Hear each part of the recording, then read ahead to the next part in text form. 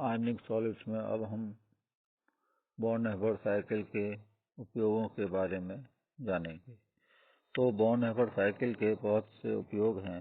जालक में जालक ऊर्जा का निर्धारण स्थिर ज्ञात करने में, इलेक्ट्रॉन बंधुता के निर्धारण में, प्रोटॉन बंधुता का निर्धारण में और लवणों के स्थायित्व की व्याख्या करने में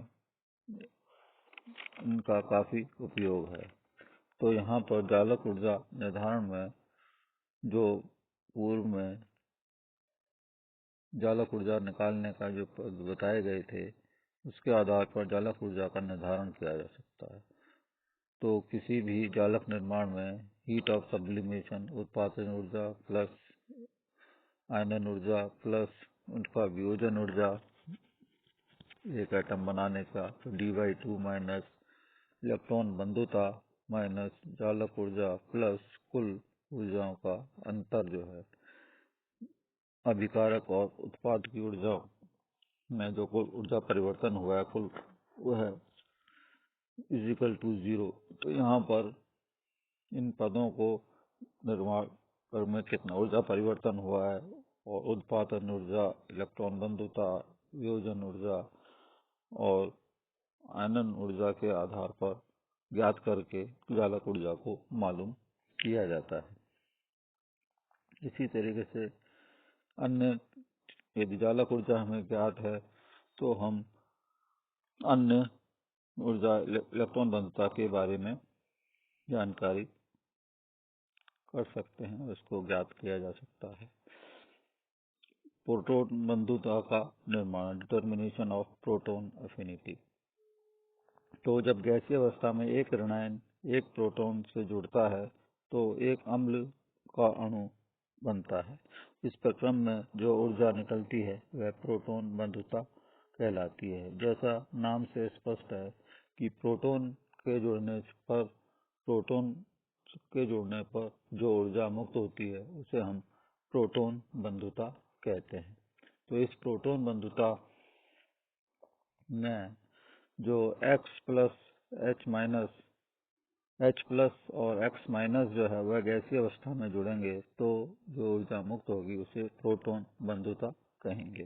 तो इसमें एक बॉर्न-हैबर साइकिल के आधार पर बताया गया है कि जब बेस तो X या तो अधातु होगा, बेस के रूप में होगा तो H प्लस जो है वह अम्ल होगा तो BH प्लस का निर्माण करेंगे और वह प्रोटॉन एफिनिटी या प्रोटॉन बंधुता कहलाएगी।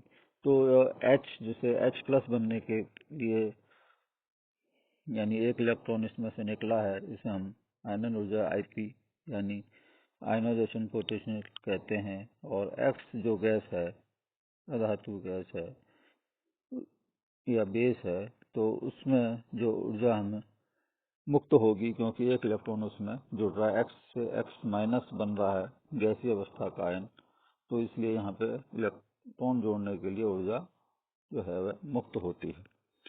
तो यहाँ पर कुल ऊर्जा जो है वो मुक्त होगी जिसे कि हम प्रोटॉन एफिनिटी कहेंगे, प्रोटॉन बंधुता कहेंगे और HX का निर्माण होगा जो भी गैसीय अवस्था में होगा। तो ये जो फॉर्मूला है इसमें -D = IP - IEA - PA। तो यहाँ पे D जो है वह वियोजन ऊर्जा है HX की और IP जो है वह आयनन ऊर्जा है और EA है वह इलेक्ट्रॉन बंधुता है और जो PA है वह प्रोटॉन बंधुता। तो यहाँ पर प्रोटॉन बंधुता बराबर IP - EA प्लस D के बराबर होगा। अब है लवणों का स्थायित्व, स्टेबिलिटी ऑफ सॉल्ट। स्टेबिलिटी जो है जैसे कैल्शियम CaF2 और CaF, इन दोनों में कौन अधिक स्थायी होगा?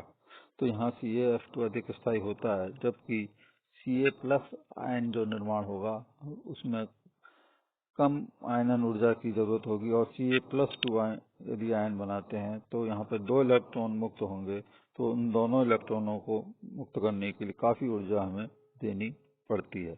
लेकिन फिर भी CaF2 अधिक स्थायी है बजाय CaF के।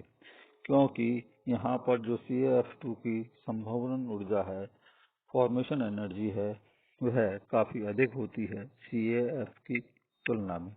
तो ये जो मुक्त होने वाली ऊर्जा है जो कि काफी ऋणात्मक है, लेकिन CaF2 में ज्यादा ऋणात्मक है, काफी ऊर्जा मुक्त हुई है, इसलिए यह CaF2 जो है वह अधिक स्थायी है CaF से, जिसको हम गणना के आधार पर भी समझ सकते हैं। जैसे Q2 CaF2 की यदि संभवन ऊर्जा हीट ऑफ फॉर्मेशन देखें तो यह HS जो है plus D plus I1 plus I2। I1 I2 जो है वह, क्योंकि दो इलेक्ट्रॉन मुक्त हैं तो पहले इलेक्ट्रॉन को निकालने के लिए कितनी ऊर्जा देनी पड़ेगी, और I2 जो है वह दूसरे इलेक्ट्रॉन को निकालने के लिए कितनी ऊर्जा हमें देनी पड़ेगी। तो ये दोनों इलेक्ट्रॉन जो है फ्लोराइड के द्वारा ग्रहण किए जाते हैं और दो फ्लोराइड के द्वारा परमाणु द्वारा ये ग्रहण किए जाएंगे, इसलिए 2Ea के बराबर होगा। 2 मतलब दुगना होगा, एक फ्लोराइड के लिए एक Ea और दूसरे फ्लोराइड के लिए से फ्लोराइड माइनस बनने के दौरान जो दो अलग अलग फ्लोराइड में माइनस एक एक इलेक्ट्रॉन जुड़ा है, इसलिए दो दुगनी ऊर्जा Ea की होगी। और U2 जो है जालक निर्माण में यानी कुल ऊर्जा कितनी मुक्त हुई है। तो यहाँ पर हम देखते हैं गणना में जो सब्लिमेशन एनर्जी है, उत्पादन ऊर्जा वह 201 है और वियोजन ऊर्जा 158 है।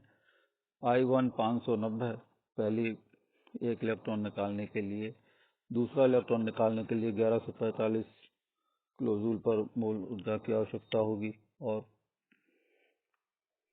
यहाँ पर जो इलेक्ट्रॉन अफिनिटी है यानी इलेक्ट्रॉन को जोड़ने के लिए, दोनों इलेक्ट्रॉनों को जोड़ने के लिए वह 2667 किलोजूल पर मोल ऊर्जा इसमें मुक्त होगी।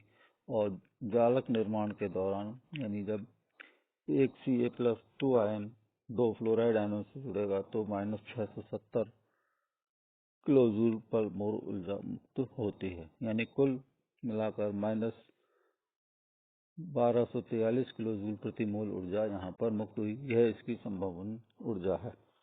इसी तरीके CaF में यदि ऊर्जा की गणना करें तो Q1 जो है is equal to HS plus D/2 plus I1 minus Ea minus U1 के बराबर होगा। यहाँ पर एक ही फ्लोराइड आयन है, इसलिए यहाँ पर आयनाइजेशन एनर्जी जो है वह तो एक होगी और फ्लोराइड माइनस में भी एक इलेक्ट्रॉन जुड़ रहा है, इसलिए इसकी इलेक्ट्रॉन अफिनिटी जो होगी वह ही एक Ea के बराबर ही होगी। तो यहाँ पर D/2 होगा वियोजन ऊर्जा, क्योंकि जो फ्लोरीन है F2 से एक F का निर्माण हुआ है, इसलिए दो फ्लोराइड बने हैं तो एक फ्लोराइड परमाणु की कुल ऊर्जा हमें मालूम हो जाएगी, इसलिए D/2 यहाँ पर होगा। तो जो सब्लिमेशन एनर्जी है, उत्पादन ऊर्जा वहाँ 201 है। D/2 जो होगा, D जो है वो 158 है। डिसोसिएशन एनर्जी वियोजन ऊर्जा F2 की, तो एक फ्लोराइड यहाँ पे काम मिल जाएगा, इसलिए एक फ्लोराइड परमाणु के लिए यहाँ पर इसका मान D/2 हो जाएगा। और I1 जो है वह है, क्योंकि यहाँ पर कैल्शियम Ca+ अवस्था में है तो इसलिए केवल एक इलेक्ट्रॉन ही यहाँ पे निकला है, इसलिए ये 590 के इक्विवेलेंट है, दूसरा इलेक्ट्रॉन नहीं निकला है।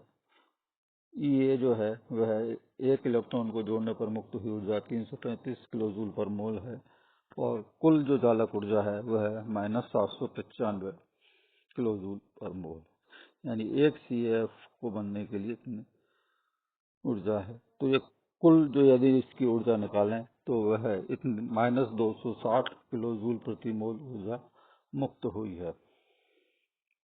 तो हम देखते हैं कि -1243 किलोजूल प्रति मोल ऊर्जा CF2 में है और CaF में -260 किलोजूल प्रति मोल ऊर्जा ही मुक्त हुई है। तो अतः जितनी ज्यादा ऊर्जा मुक्त होगी वह उतना ही अधिक स्थायी चालक और या स्थायी यौगिक का निर्माण करते हैं। इसलिए CaF2 जो है वह अधिक स्थायी है CaF की तुलना में। जालक ऊर्जा के अन्य अनुप्रयोग। तो इस जालक ऊर्जा की सहायता से जो धात्विक हाइड्राइड हैं, पॉलीहैलाइड्स हैं व पेरोक्साइड्स हैं, उनके स्थायित्व की या आपेक्षिक स्थायित्व, एक दूसरे के सापेक्ष क्या स्थायित्व है उसकी व्याख्या की जाती है। इसी तरीके से आयनिक यौगिकों की विलयता को भी जालक ऊर्जा के आधार पर समझाया जाता है। यदि जालक ऊर्जा का मान बहुत ज्यादा हो तो विलायकन ऊर्जा का मान कम हो, तो उस स्थिति में भी जो है आयनिक यौगिक विलयशील नहीं होता है। इसी तरीके से आयनिक यौगिकों के गलनांक क्वथनांक काफी उच्च होते हैं, क्योंकि जिनके जालक ऊर्जा के मान ज्यादा होंगे उनके गलनांक क्वथनांक भी उच्च होंगे, क्योंकि उसको तोड़ने के लिए काफी अधिक ऊर्जा हमें देनी पड़ेगी। आयनिक यौगिक जो है कठोर व अवाष्पशील होते हैं। इस कठोरता का कारण भी जालक ऊर्जा है।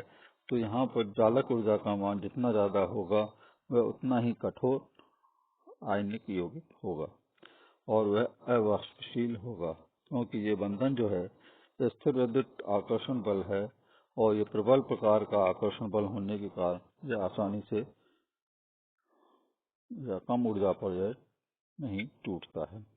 इसकी सहायता से ही, जालक ऊर्जा की सहायता से ही इलेक्ट्रॉन बंधुता, प्रोटॉन बंधुता व अभिक्रिया ऊष्मा आदि भी ज्ञात किए जा सकते हैं।